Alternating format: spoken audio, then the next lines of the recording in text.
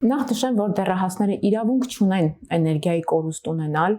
իրավունք չունեն ունենալ անուշադրության, այսինքն եթե իրենք առողջ են, իրենց պետք չի ոչ մի խմիչք, որ իրենց էներգիան կարգավորվի։ Այո, եթե նրանք ունեն բավարար քանակությամբ քուն, որ այսօր դեռահասների մոտ բացակայում է, իրենք 4-ից 5 ժամ, դա լավագույն դեպքն է, որ իրենք կքնեն, չունեն իրենց օրվա ռացիոնում ջուր, մաքուր ջուր եւ բալանսավորված սննդակարգ։ Եթե երեխան իր ռացիոնում ունենա բալանսավորված սննդակարգ, լինի ֆիզիկապես ակտիվ, այսինքն ֆիզիկական ակտիվություն ունենա եւ ունենա բավարար քուն, ոչ մի ըմպելիք իրեն պետք չի էներգիա ունենալու համար։ Այդ իսկ պատճառով խորհուրդ եմ տալիս բոլոր ծնողներին, հետևեք ձեր երեխաների սննդակարգին,